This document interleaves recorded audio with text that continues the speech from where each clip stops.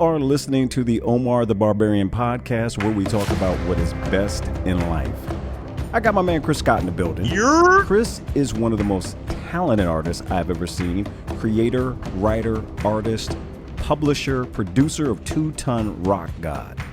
For those of you that don't know, imagine Prince at the height of his Purple Rain powers being carried on stage by a real steel robot, holding his guitar in one hand and a championship belt in the other.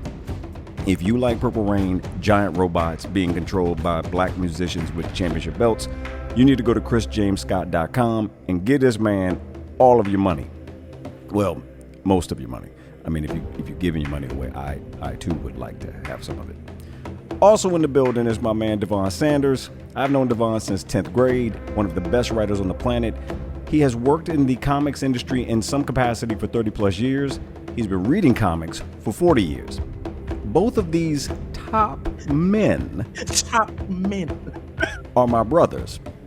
I love them dearly, both quality dudes, good dudes, which is why it pains me that I must now thrash both of them, both B-O-F, for having the unmitigated gall. They both have gall running around that must be mitigated, because these fine gentlemen tweeted foolishness that must be addressed. And we will address it here now. Welcome to Pistols at Dawn.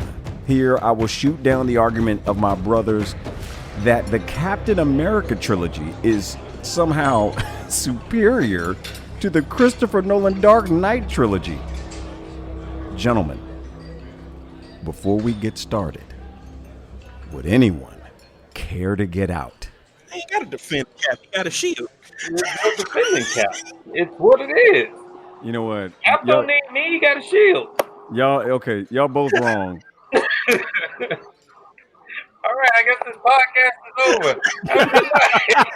Who got the better costume? I rest my case. All right, so I will give you this. Cap's costume, for the most part, is trash, with one exception, and that is the Winter Soldier costume, which is fire. Wait, okay, so like the beginning of the movie. The beginning of the movie. That the stealth cap, that is fire, and that needs to be the only thing he ever wears. Dude, he's killing dudes. Just Steve, that man's dead. Like, you kicked his whole solar plexus out. Just I will say this. There is, after Winter Soldier is far and away the best superhero movie I've ever seen. Now hang on. It's up there. It's certainly airtight as far as just like internal logic and craftsmanship. But it is almost too dry for me to put it as like my subjective favorite. Tell me a standalone. You can take that out of the trilogy and it stands on its own. Sure. It did not need. You could take Falcon out of it and be fine. Well, why would you take Falcon out of? You wouldn't take him out, but I'm just saying in terms of that is a Cap movie more than it is Avengers 2.5.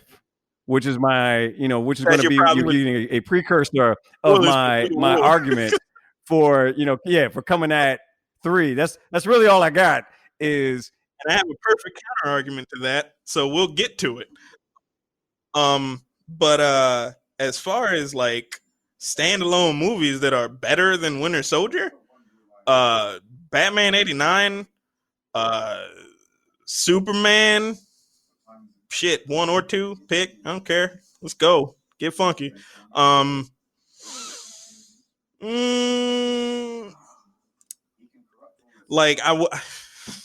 It's not even in the same league as Winter Soldier, but I will always have a soft spot for Billy Zane Phantom. Like, I love that movie. Like, there are a lot of people that came up with that. Treat Williams is having a blast as the villain in that movie. Like I have 2 laser skulls. Oh, melt dudes' faces. It's like, I would trip balls if I had 2 laser skulls that could melt dudes' faces too. Yes, take over the world. But yeah, Batman '89, I think still better than Winter Soldier. No. I can't. Yeah, I can't. man. I can't allow it. Now I'm a fan of Batman '89, but And I used to be like a diehard Batman Returns guy. Like, I still am. I love Batman Returns, but it grows on you as you get older. Yeah, it's one of those movies that you go, why do I like this more now than I did when it came out? Why has this appreciated? because of that freaky shit between Bruce and Selina and the stabbing. These are facts. Yeah. Here's my thing though with '89 Batman. It was more about the moment than it was about the car and the moment. And quiet as kept, Keaton just looks right in that suit. It's just in terms of the look, you can't really mess with Agreed. it. But in terms of overall, I'm sorry, man. Winter Soldier for me, it's hard to beat. But that's if I pull out Winter Soldier and say, all right, let me just rank them. That one's always going to rank high right now for me, probably number one. But trilogy wise, be honest. How often do you go back and watch Captain America: The First Avenger? Often. Really? Yeah. Well, see, all right. Are y'all watching it for Cap, or are you watching it for Haley Atwell? Yes. Look, man, I can have my assembly line whimsy and kitty too. Like, they're not mutually exclusive. Haley Atwell is wonderful, and she's a dynamite actress. She's also Haley Atwell. This is fair. This is fair. All right. So comparatively, Batman Begins, Captain America: The First Avenger. If it's Batman Begins, okay. So are we gonna do this like versus like? I think I think we go film by film, and then we can look at it collectively and say, all right, the thread of the story, because they both have linear aspects that continue. I think overall, I do prefer Batman Begins to First Avenger. And that is even with the biggest flaw in Batman Begins that Captain America does not suffer from at all. Red Skull's evil plot is straightforward, to the point. I'm going to use this big ass plane and I'm going to blow up every city on the planet. Okay, got it. Super Nazi. We understand that. Ra's al Ghul, I'm going to boil everybody's water in their body. Hang on, man. You made out of water. Hey, where you going? What? That shit is stupid. And then that whole ending with the what the fuck dumb shit did he say? The freaking I don't have to kill you, but I don't have to kill you, but also don't have to save you killed him, Bruce. You broke your rule. Either you killing people or you ain't. Don't pick one. Either we Keaton Batman or we like comic Batman. You can't have this weird in the middle bullshit hypocrite that Nolan Batman was. Like, spoilers for Rises, yo, he is lighting dudes up with the bat plane. Like, whoa. This is fair. That's a fair point.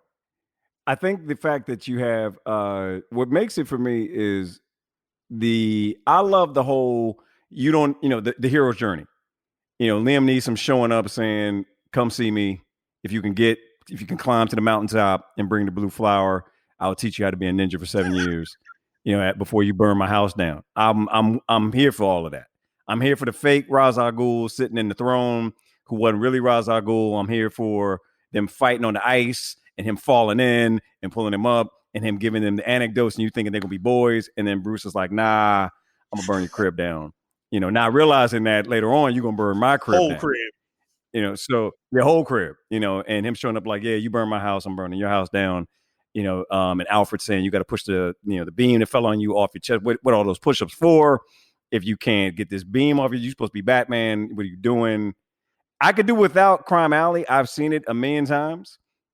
So I could do without that. I'm gonna put the Wayne parents dying up there with Uncle Ben as shit that I don't never need to see again.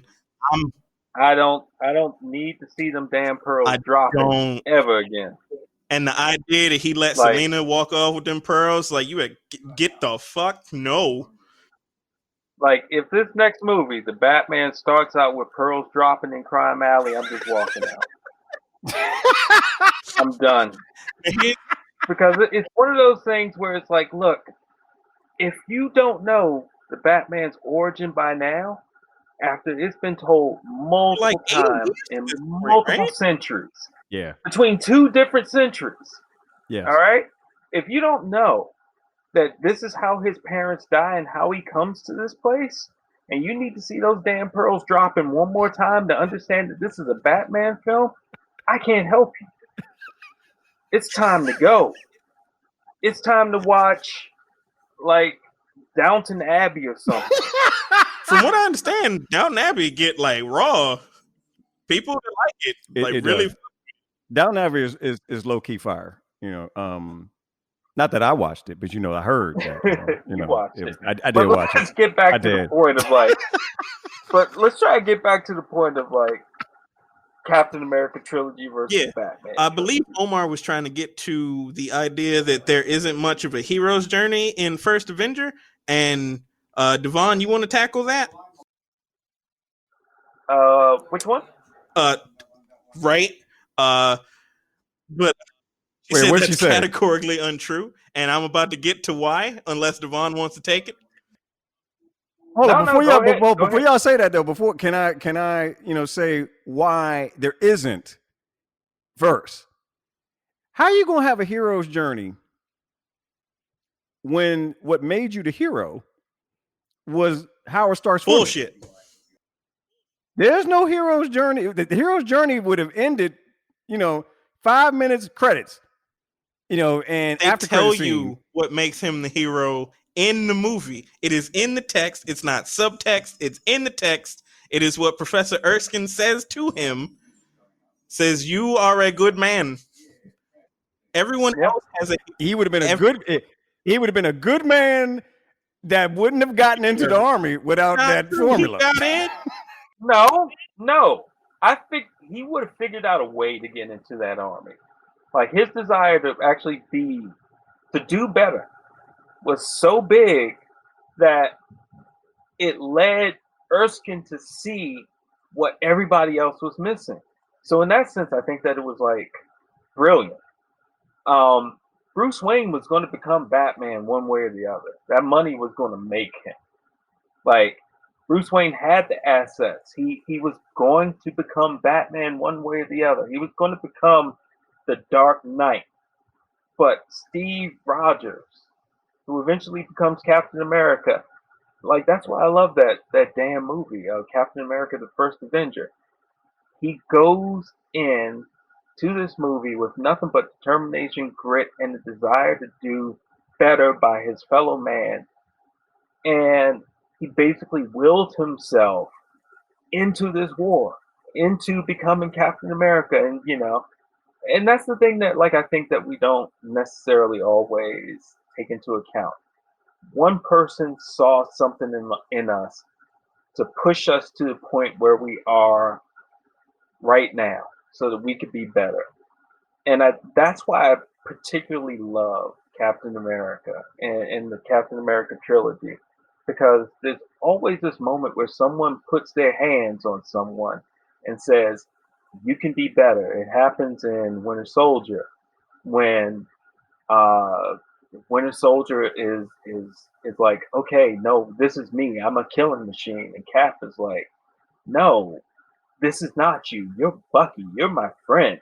You're the person who brought me to this place. And that to me was just like, just sublime. It was just like something that I just needed to see so badly.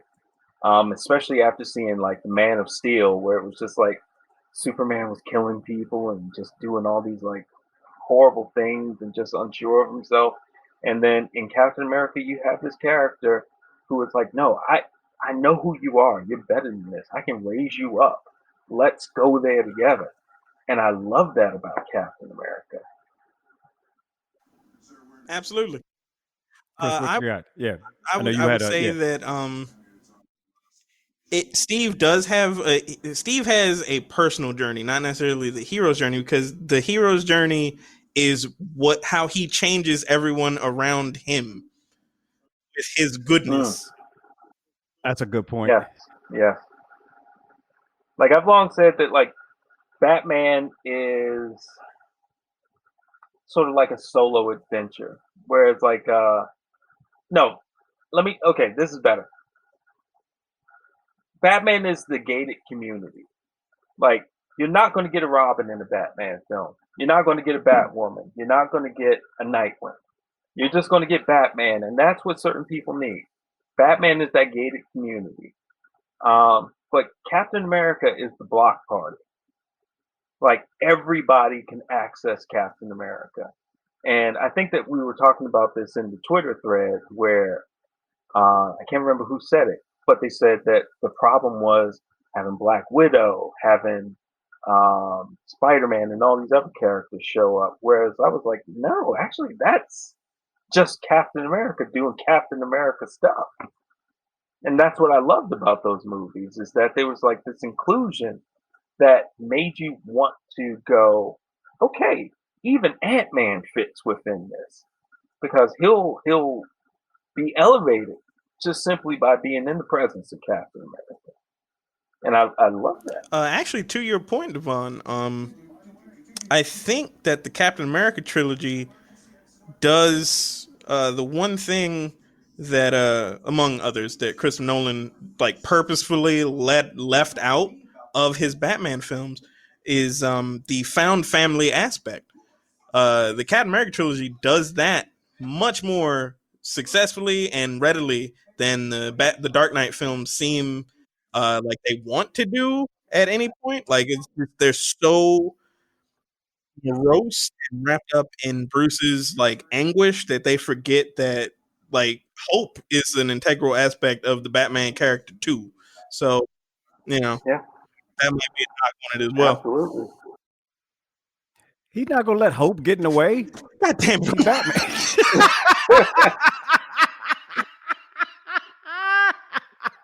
No, but you know what? This thing about like the Batman trilogy that I can't quite get with, in the sense that like that it's taken from all these places where it's taken from Night Quest, it's taken from what is that? No Man's Land, it's taken from The Dark Knight Returns, it takes from everything. But the problem with that I had with the Nolan Batman stuff is that you could see it checking off the boxes. Where it's like, okay, here's No Man's Land, here's Night Quest, here's Dark Knight Returns.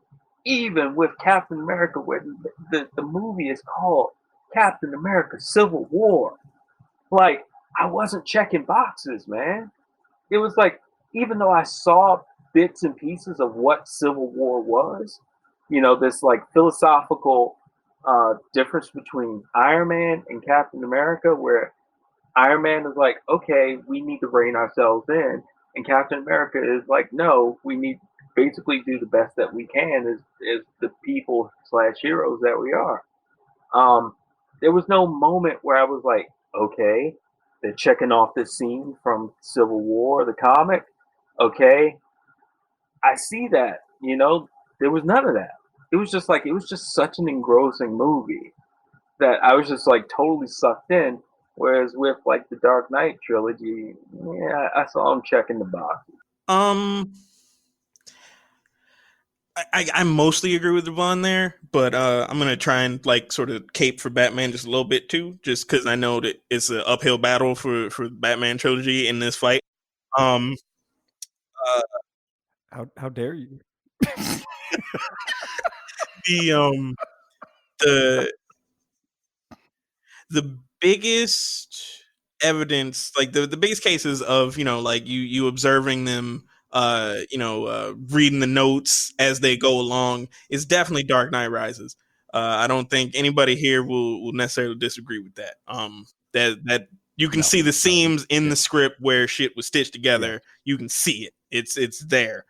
But I would argue that it is least prevalent in Dark Knight like itself, because that movie is Christopher Nolan cribbing not from a comic book, but from Michael Mann. Okay, explain. Oh, that whole movie is it's biting off the fumes of heat. I never thought about that, but Yeah. I could see that. Okay, explain it from someone who's only seen bits and pieces of Heat. Worth your time. First of all, I'm gonna need you to go and watch Heat. Okay, I in still its haven't entirety. seen the Indiana Jones trilogy, so Which I'm going to let's keep going. forgive. I'm gonna pretend that you didn't say that, but I need you to go see Heat. Yeah, I'm gonna need you. Whenever you get a chance, totally worth your time. Heat, yes, tremendous. Please. It's talked about on movie lists for a reason. But anyway, Heat is sort of like the pinnacle of Michael Mann's like crime filmmaking powers. And it is like a masterclass in how to develop tension with world building and all that stuff. It's just it's that. It is that. It is the example that you would use if you wanted to say make a crime thriller Batman movie. And that's what Chris Nolan did. I can't argue that. These are fair points. Let me ask you this. So it sounds like because you can see the influences that inspired that, therefore how does that diminish it? I'm actually not saying that it does, because while Chris Nolan certainly was absolutely harping on that kind of energy of Heat, like he didn't just like copy it wholesale. Like, I mean, I'm a Nolan hater, but I ain't Ludacris, you know, like the man's a professional for a reason. Like, people let him make movies and they pay him for a reason. Yeah, I mean, the biggest thing, the biggest difference with that, like, if you took the Joker out of the movie, it would sort of be like Heat, but with Batman. But because you add Joker into the mix, it just, boom, it's like adding food coloring to like a whole thing, and it just spirals out of control. And it's real cool to see. And I wish that man did not die, because he would have blew up. Yeah, it just, damn it. Yeah. I'm going to say this. I'm going to offer you all this as, all right, so we feel like, okay, now you all love the story of Captain America First Avenger, but you said head to head. You have everything about it. Yeah, but you said head to head comparatively to Batman Begins, Pearls in the Alley aside, the microwave gun aside. Where would you, okay, so yeah. I'd say, all right, so ranking 1 to 10, where would you put Captain America's First Avenger versus Batman Begins?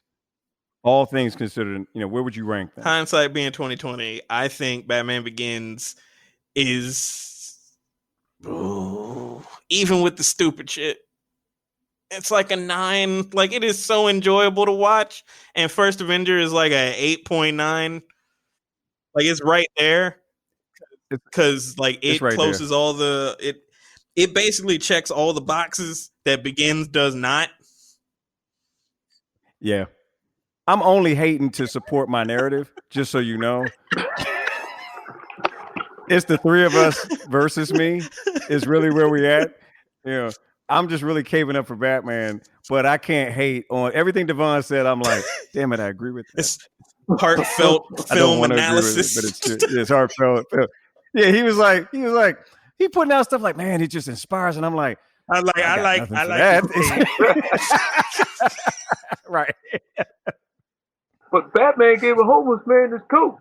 He gave it. Yeah, see, like, that's what Batman. That's not just any homeless man.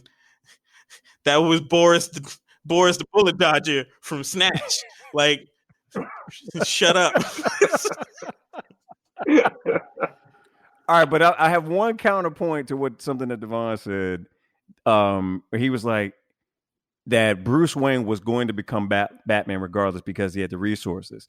By that argument, every billionaire should be Batman. I'll go with that. If they wanted to be, I mean, Yeah, Michael Bloomberg ain't gonna like put on like the freaking cape and cowl and go out there and fight crime.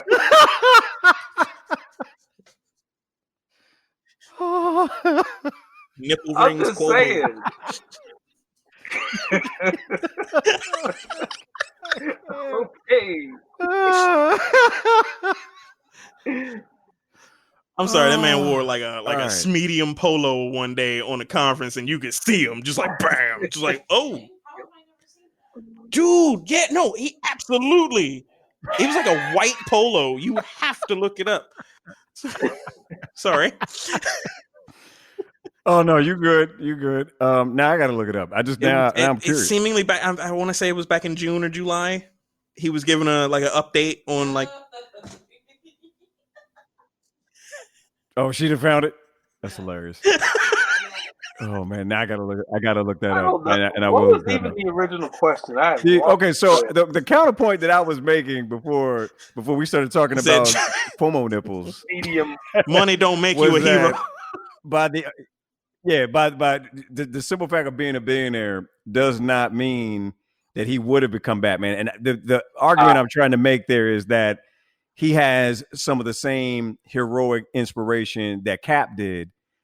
He just happened to be rich, whereas Cap was augmented. I'm making sort of the Tony Stark argument from Avengers. I don't know, because Bruce's drive comes from a place of horror.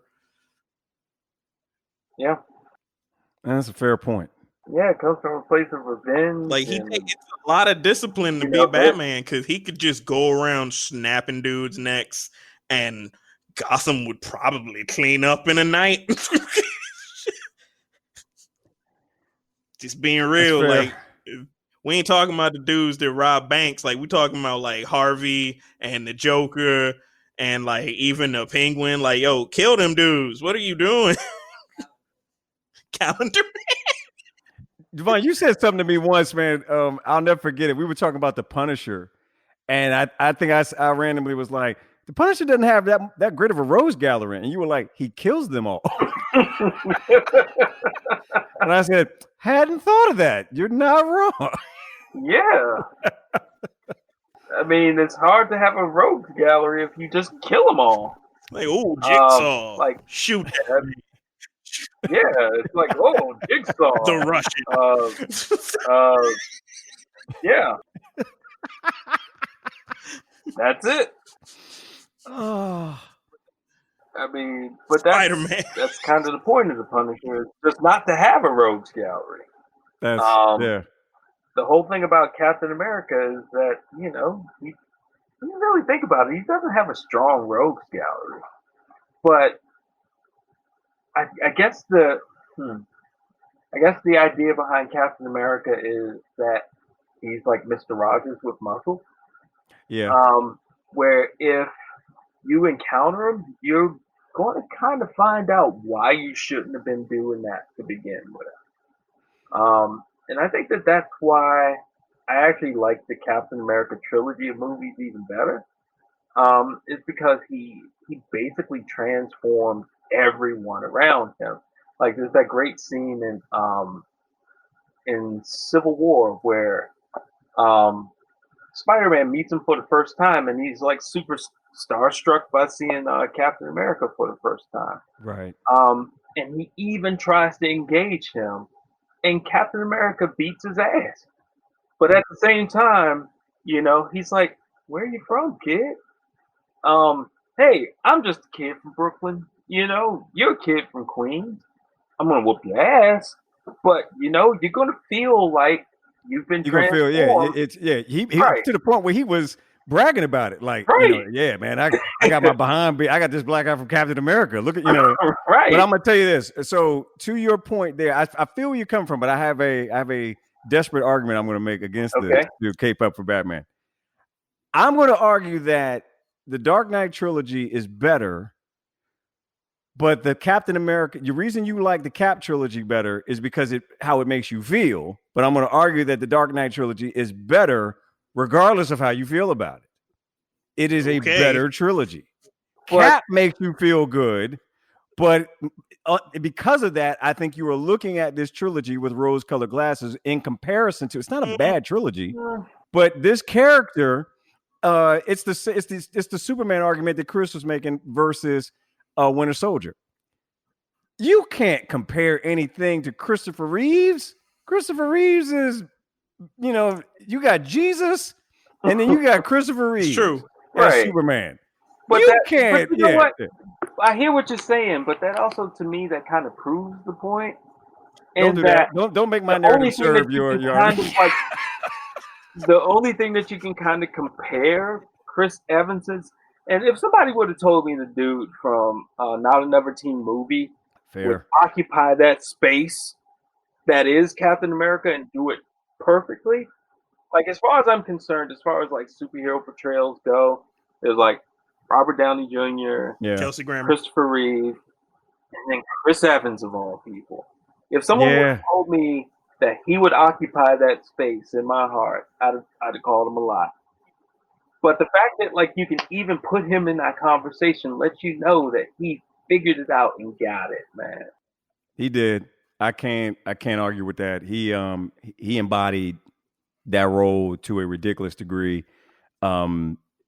I would say, man, if I can't take Downey off that pedestal. Downey to me is, but here's the difference.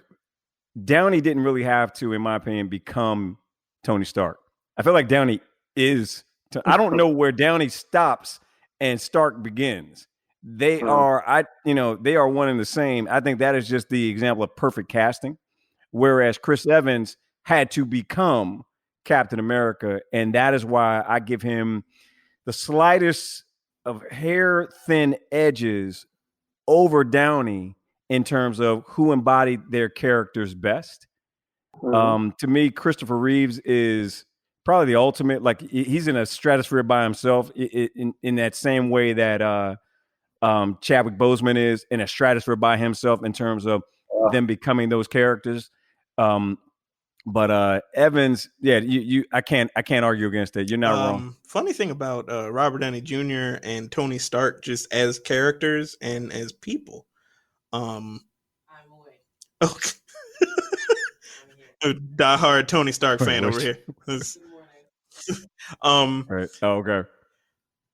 When Robert Downey Jr. came to that character, he was at a low point just as a human, and Tony Stark was at a low point as just a property, because Tony Stark and Iron Man were like C tier at best and like 2008. Fair. AAA tier. Now they are both just bam.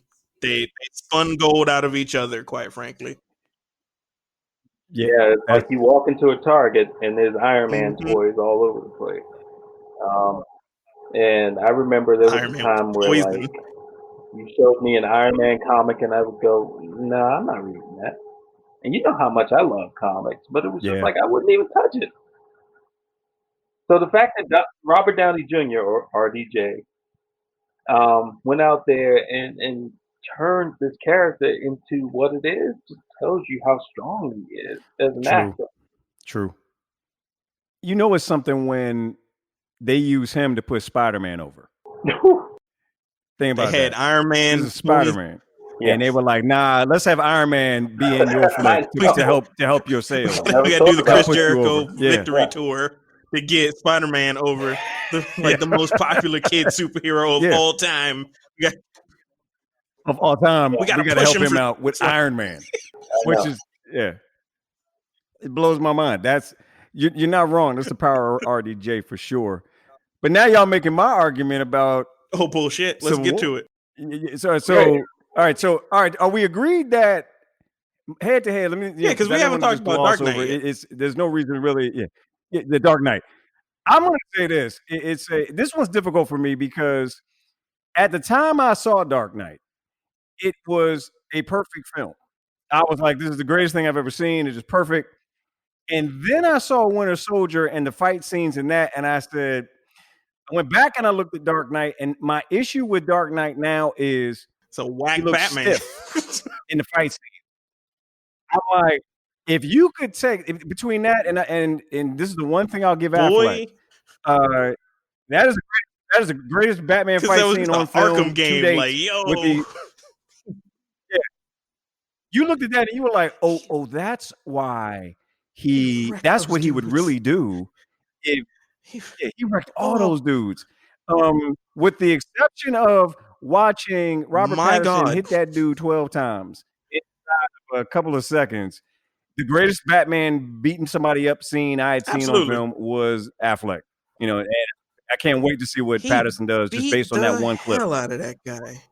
He beat the crap out of that dude and hit him twice after he was on the ground for good measure. But Cap, though, I mean, let's be honest. That opening sequence when he's going in, onto that ship and is literally just running through, beating the hell out of everybody. I said, okay, I need that from now on in everything I ever see when people are fighting. I need it to be that. The interesting thing about that is that scene now, or that movie is now what, 6 years old, going on 7 years old, and it holds up. The fight scenes hold up, and I think they will consider. I mean, again, the elevator scene alone. Anybody want to get off? I mean, it's yeah. I mean, come on, man. It's a so. I have it's to so give great. It's so great, Omar, that they homage it. Yeah. They homage it in like the Avengers 3. Yeah. Like that's how good it is. Yeah. Not an Endgame. Infinity. No. Which one? Wait. Endgame, right? Yeah, in Endgame. Yeah. Wait, what are we saying? Is Avengers 3? No, we're saying that like the Cap elevator scene is so good that it's even homage in Avengers 3. And shows Steve's adopting more of Tony's philosophy, but that ain't what this conversation. I'm sorry. Right. No. But it's a fair point, and it's why I'm almost making my own arguing against myself.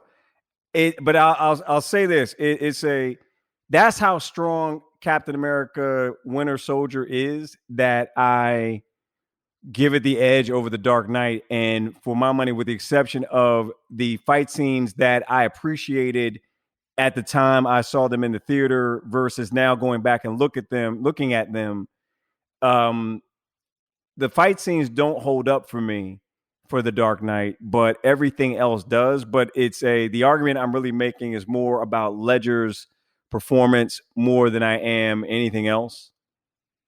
It's a Ledger for me is why that movie, resonates with me. It's his performance. And I think most people would say that. So I can't Cap holistically, just the scenes we talked about, and we haven't even gotten into the On Your Left and how that also was homaged, as well. It is a perfect movie. Winter Soldier for me has no flaws. There are no flaws in that film at all. As far as I'm concerned, the opening, middle, and the end acts are just like phenomenal. Like it's one of the few superhero movies like that I could just watch. Like if you just pulled it up right now, I'd go, all right, let's do this thing. Yeah. And that's part of why I don't necessarily love the Dark Knight trilogy the way that maybe you do. Is it doesn't pass the television test for me.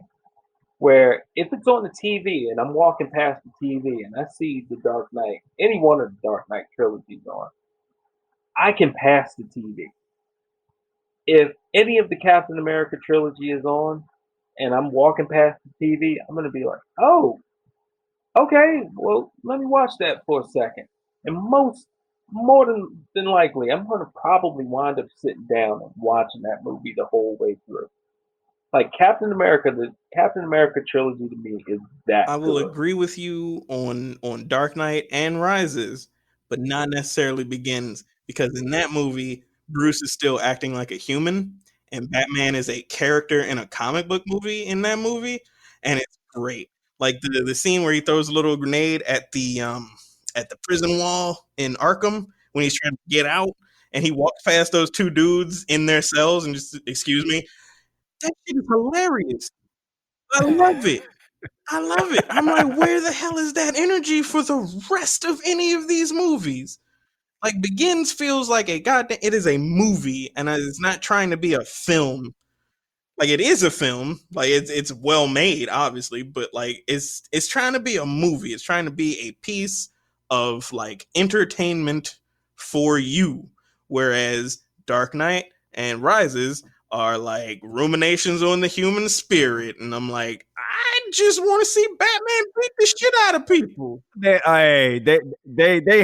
have their moments. When Alfred and Bruce are going up and he says, "I'm going to tell them you came up with There are those moments of levity. He dates an entire ballet troupe or whatever it is, and is on the boat with him. That was fire.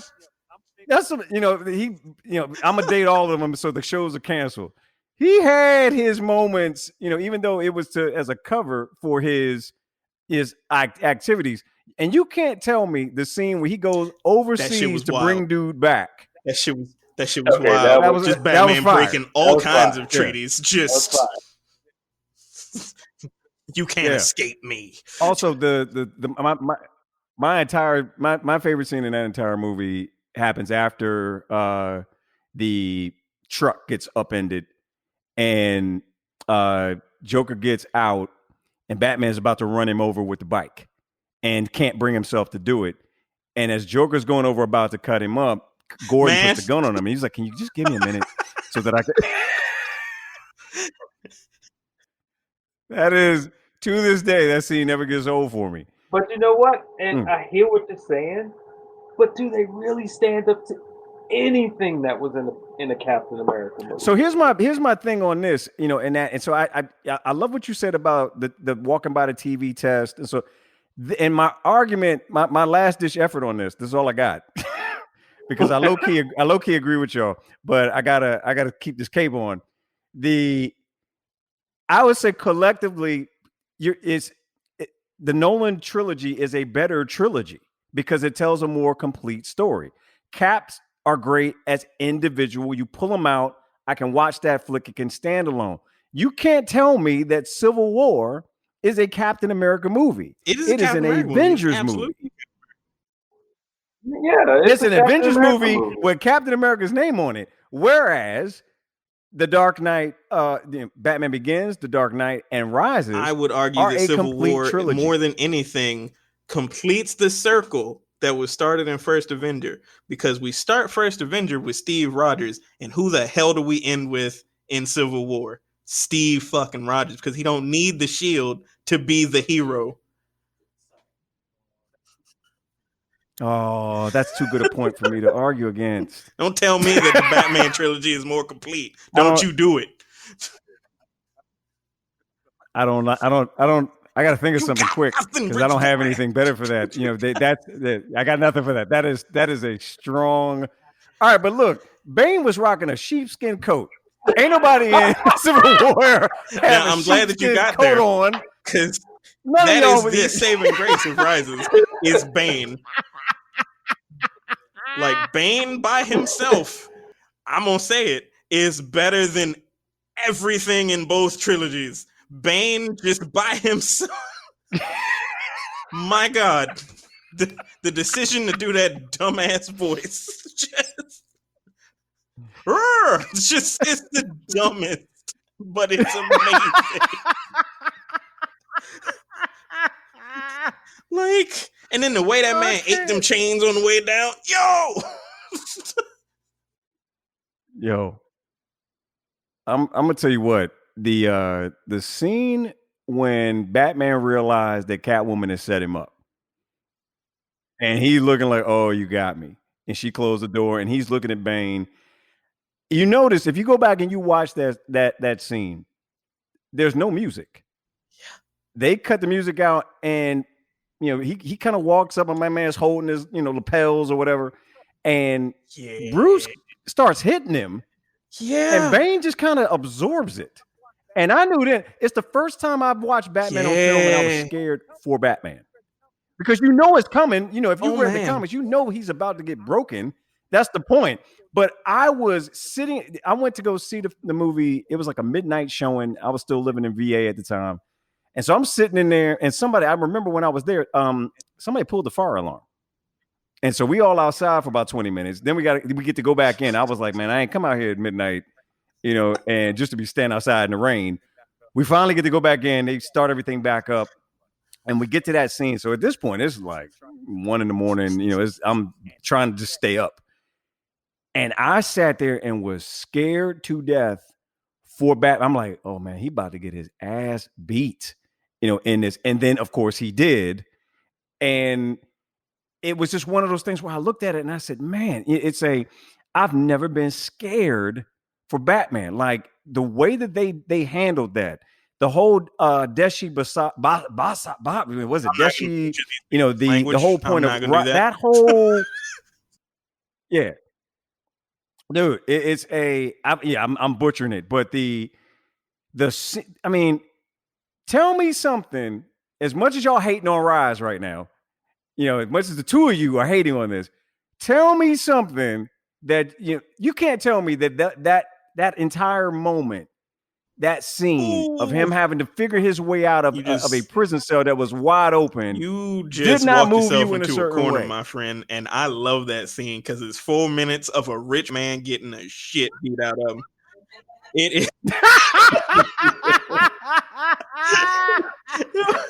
is. And at the time that it was happening was when everything was crumbling in society, like financially, and then they were closing in on all those Wall Street dudes, Bernie Madoff, all that shit.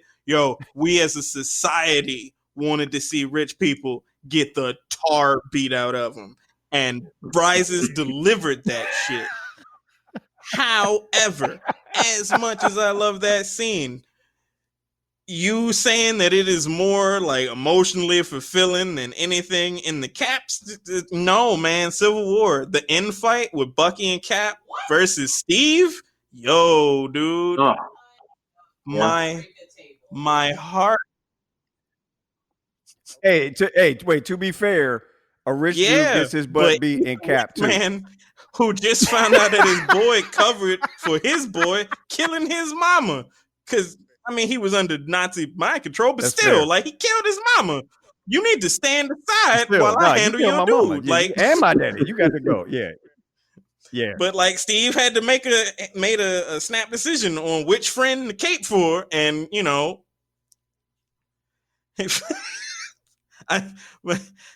diehard MCU fan behind me is like,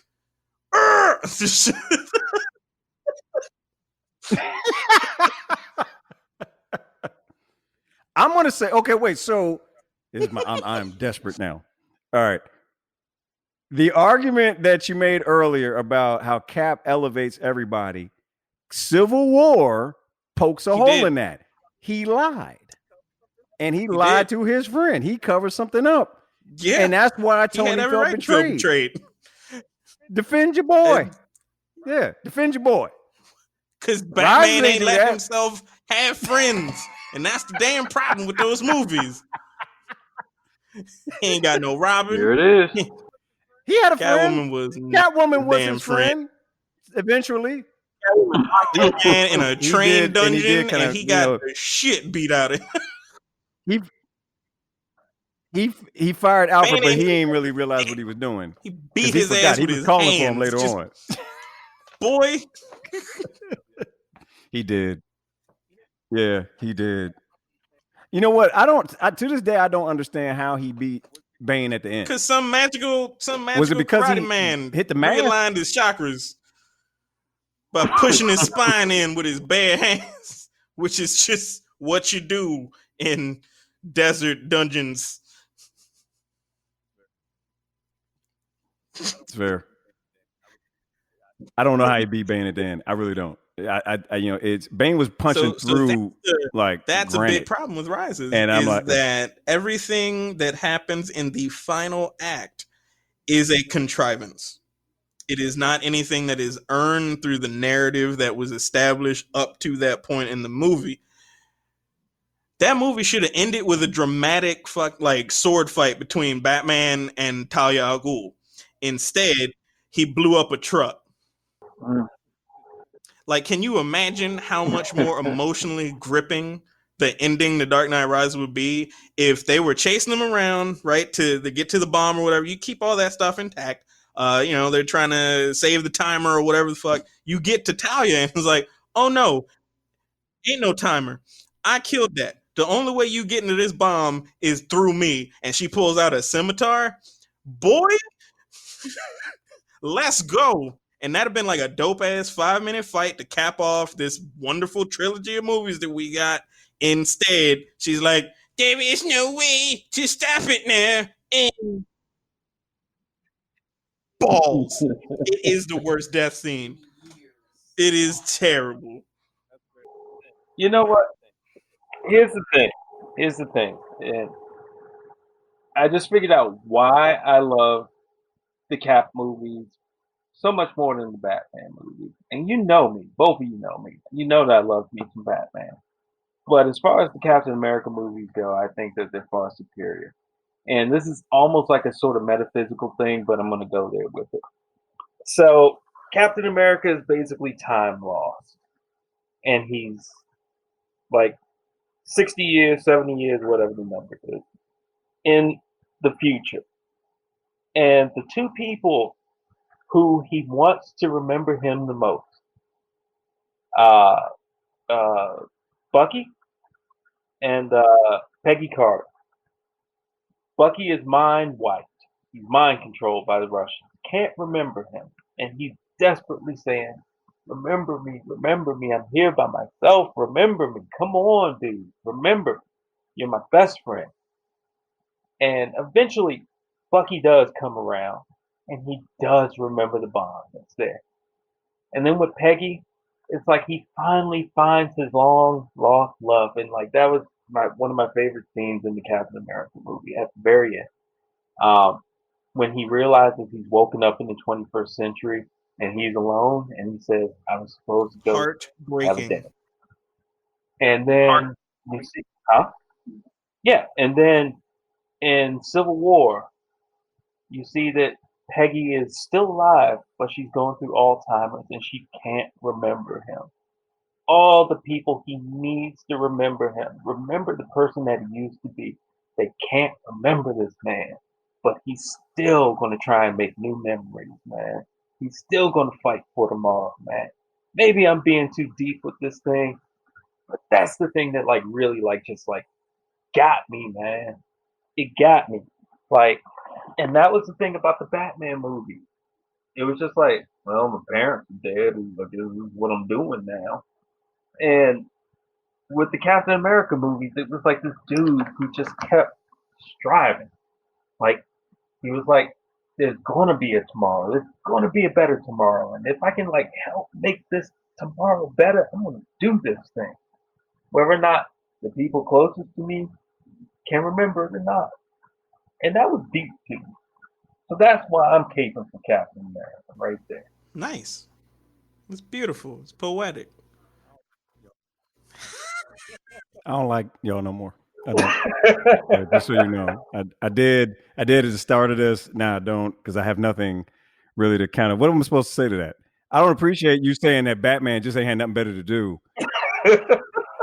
Well, as the closer to neutral party here, let me just be the first to say that Steve is about Captain Steve Rogers is about rising above the bullshit that life throws at you.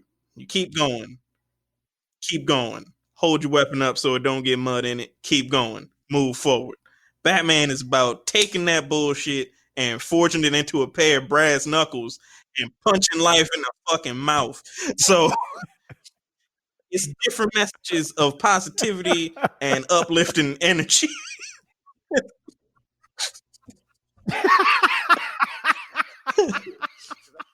I appreciate that. I do. I did. Because I know you did that for me. I kind of do. I know you don't kinda believe do. none of Like that, this but part, you did that for your boy. Everybody every once in a while want to be Batman. Just beat the shit out of a dude for like no lawful reason. This just is what it is. But very rarely are we the righteous man with a fist. Um, Now, as far as Steve's decision to cape for Bucky versus Steve, you could argue that he made a snap judgment in that moment because he knows that Tony got friends. Tony got people that care about him. Tony got money. Tony gonna be all right. He will get past it. Bucky is all that Steve got that links him to his past, to like his actual self. Like Bucky knows Steve before all the muscles and all that shit. Like he knows when Steve was just a punk ass dude. I'm gonna need you to stop. You got a fucking shipper back here talking about no.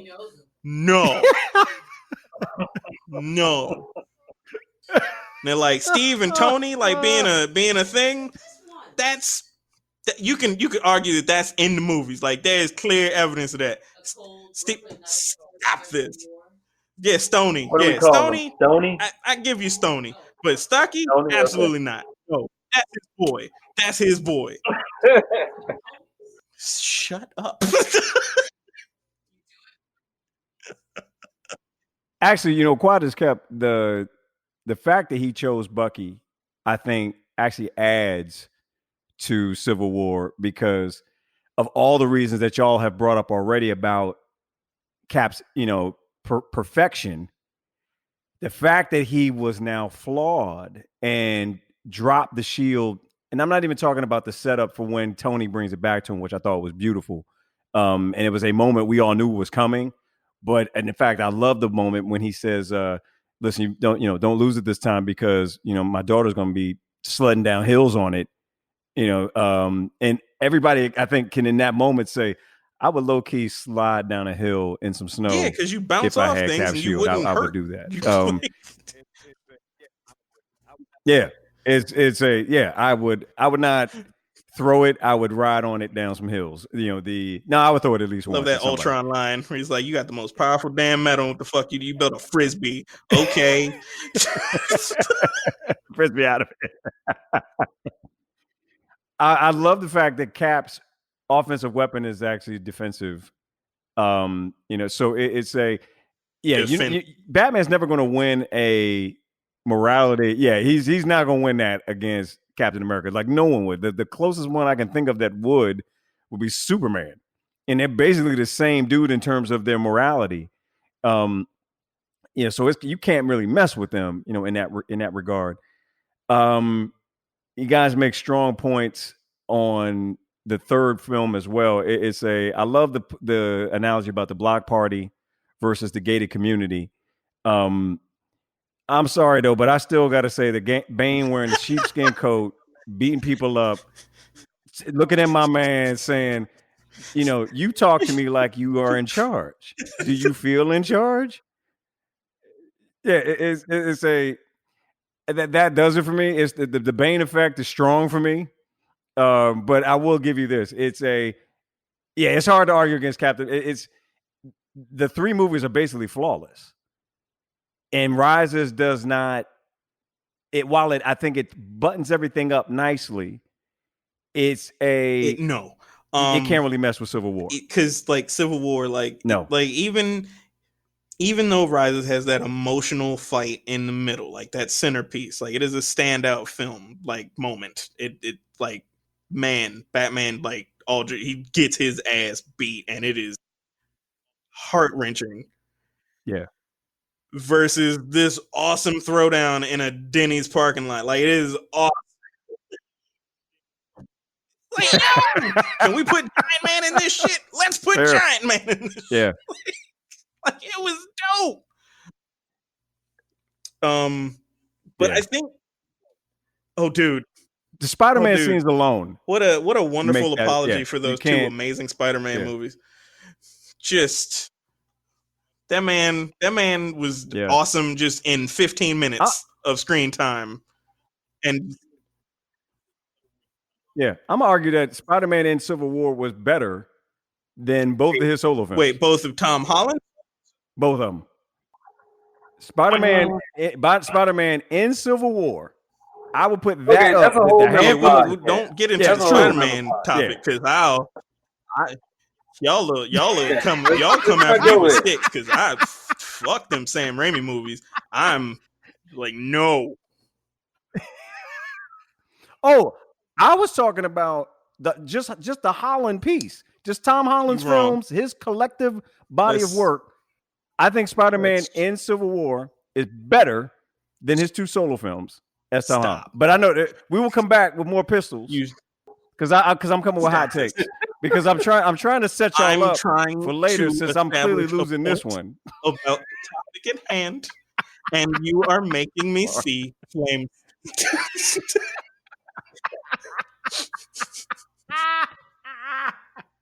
Okay, so the Cat movies, awesome through and through.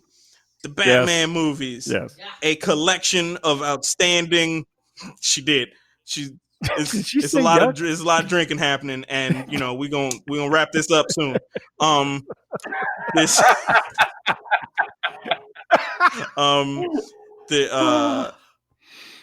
right. It's a lot of moments, a lot of good scenes in the Dark Knight trilogy, but it is a collection of stellar moments that are held together with, honestly, narrative glue that is not as interesting as the moments that we get to, which I guess is the point of storytelling. But when the whole if every shot is a money shot, then there are no money shot, that logic goes out the window when you talk about the Cat movies, because literally it's 3-act structures made out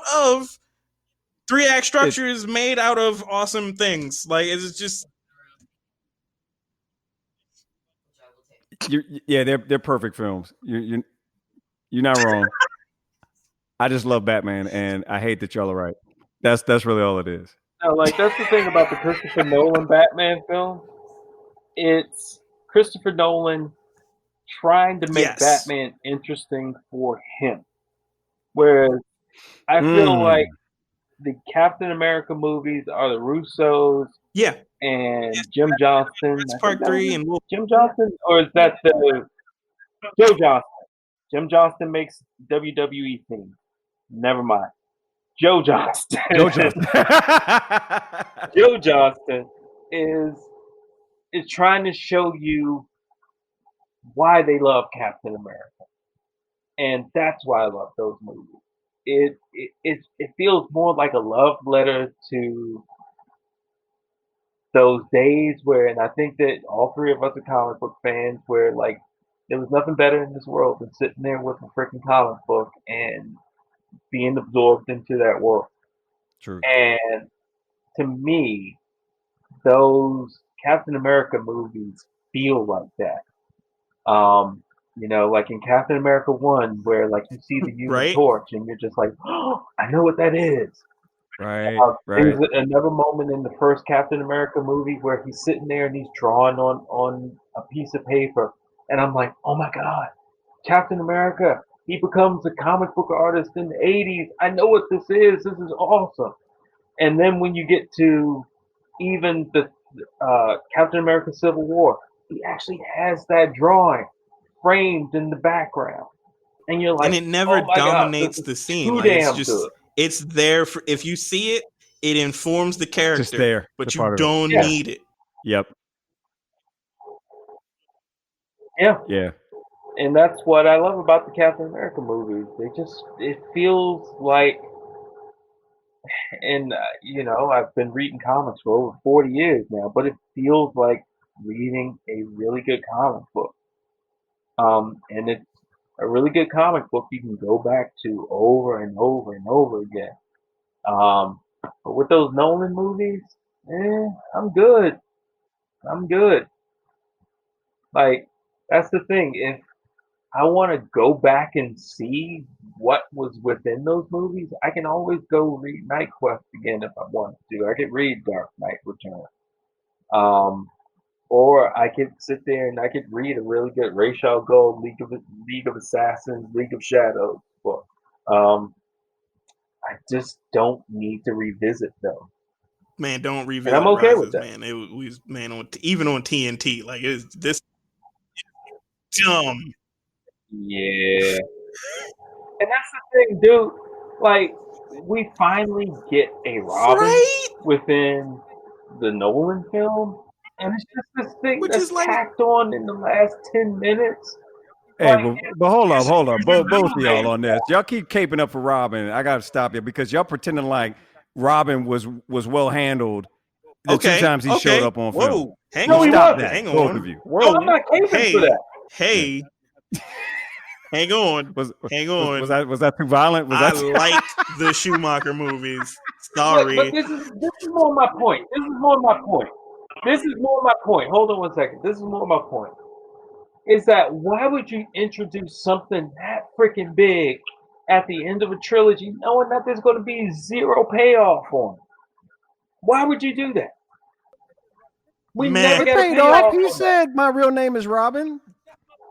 even when I was Right. That's my point. Why would you introduce a Robin knowing that there's going to never be any follow up for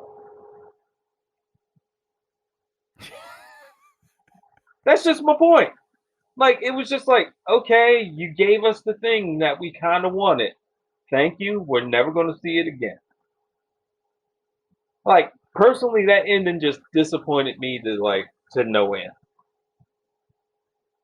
Like, could you imagine like if they like introduced the Infinity Gauntlet at like the end of like Thor 2 and then you just never saw it again? that's a topic we could get Just into. went away. It's like, man, they didn't make a good Thor movie till the third one. True. To the third one. Yeah. Yeah, but that's a whole nother topic. But yeah, back to the point. It's just like the end of the Dark Knight Rises trilogy goes nowhere. So why would you even He do could have that? just been a good person that happened to be a cop, and you could have left it at that.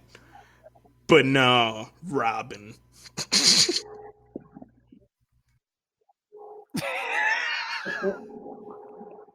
You two are haters. So I didn't have an issue with it. I liked it. I liked the fact that he had the remote control that allowed the thing to come up so he could say, "Oh wow, I'm in the Batcave," and I just felt like he was taking up the mantle. It was more on a Nightwing tip. We just didn't get to see it because Bruce was off in Switzerland or whatever with Catwoman. And I'm kind of up in the air, like if he was actually there, if Alfred No, was that was just seeing absolutely things. him. Because Warner Brothers and DC both were just like, don't pull that Inception shit. No, you can't kill Bruce Wayne. He's alive. He made it out. Shut up. Make it happen. Fair. I agree with all of y'all points, but I still win.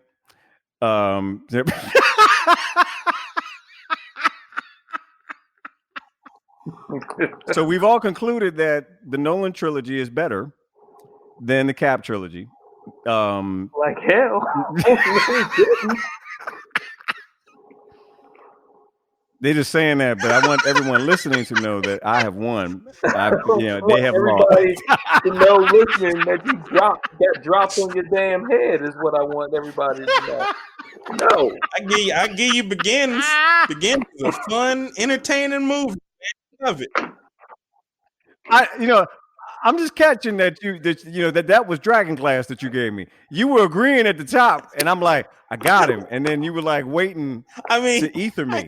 That's what you were doing. You were could have laying the cut. you at any point, like if I wanted to be mean. Like them Captain America movies are bulletproof.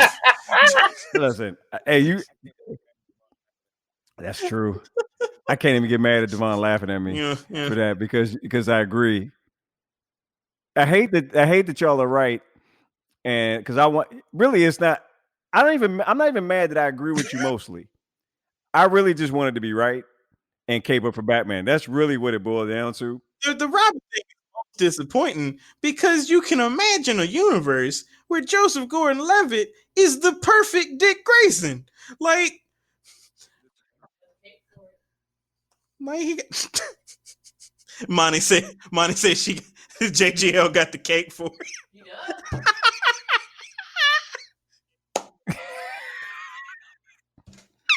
I mean, we all saw Don John. Like, yeah, he probably do. Yeah.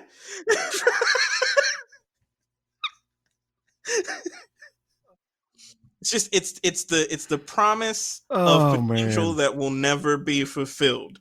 That is the problem with Rises. It's the same. It's the way with Robin. It's that way with Bane. The way he goes out like a total. You set up I this didn't. whole I didn't like the dude. way This he whole went out. movie is I just didn't like that. penetrable, and like he's Vader the whole movie. Not Darth, like the wrestler Vader. Like he is that dude the whole movie. This wall of a man, and Catwoman bike rockets. I love her. No, boo. Fuck, it's lame. And Talia is disappointing. And like that, look, that whole script just fails the actors that they cast in those roles, because Joseph Gordon-Levitt could be a perfect Robin. Tom Hardy was doing the Lord's work with Bane, and Anne Hathaway was a perfect Catwoman. I wish they had let her keep her short hair, because she looked like Darwin Cook Catwoman, and is perfect.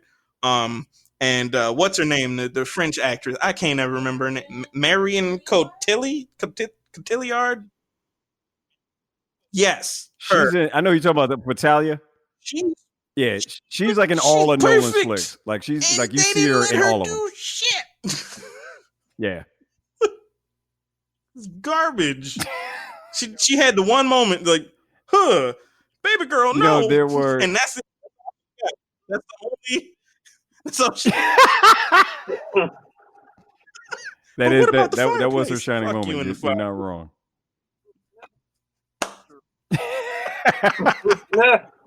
It's true. All right, so the two of you have effectively ruined something that I love. I can't watch it again. You did. You let us do it.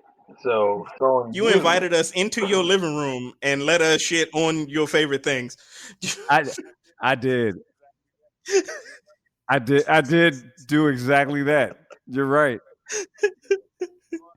You're absolutely right. I did do that. Devon, that's cold that you laughing. You just letting him finish me. That's what you do. You just watching me die. That's just all. Look at the sunlight. Just look at the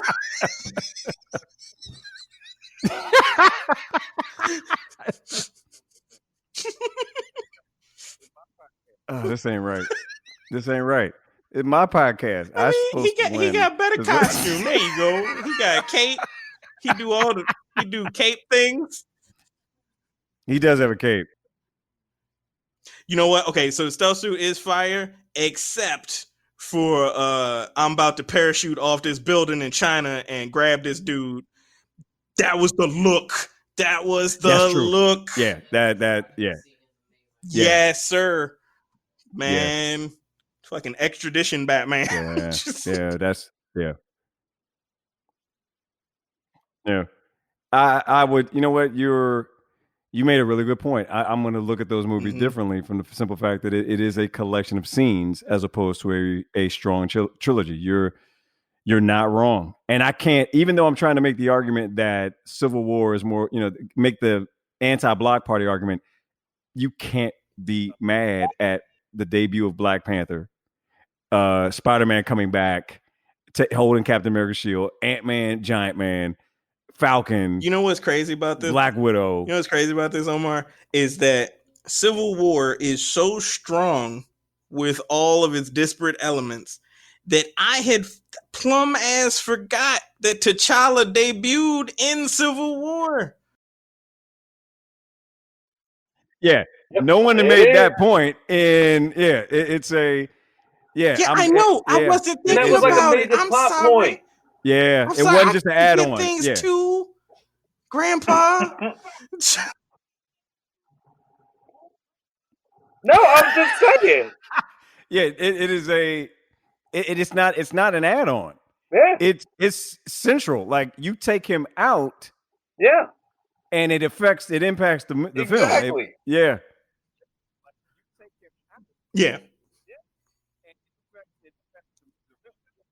That's because when I think of him being in Civil War, I think of one fucking part is when he's chasing Bucky. Why did you run? Because a crazy motherfucking cat suit jumped out the window and chased him. And that even the scene with him and Hellcat pays off. And he was like, I don't care what your name is. And I was like, that is fantastic, first of all. Yeah. Second, I feel like he should have never said, Clint, give it to me. I think he should have said, I still don't care what your name is, but give me the Infinity Gauntlet.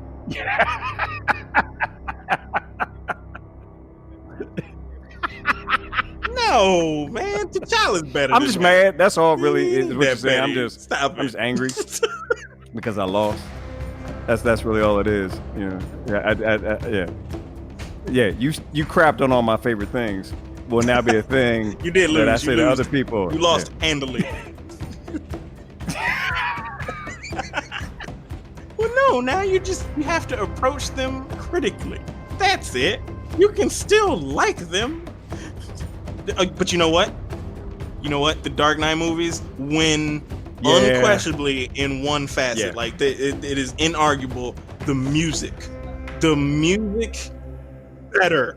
Just absolute. And I love Alan Silvestri, and I love friggin' Henry Jackman, I believe, is the guy that did the Winter Soldier and Civil War music.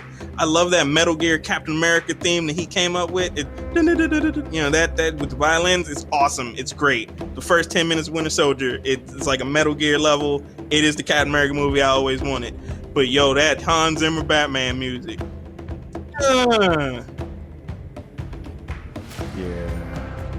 Yeah. So that is, on that, you can rest. Yeah, you can't. Yeah. And I will. I am shallow enough to take that. As I told y'all, I won on the strength of the soundtrack alone. So I would like to thank Chris Scott and Devon Sanders for weak. Womp.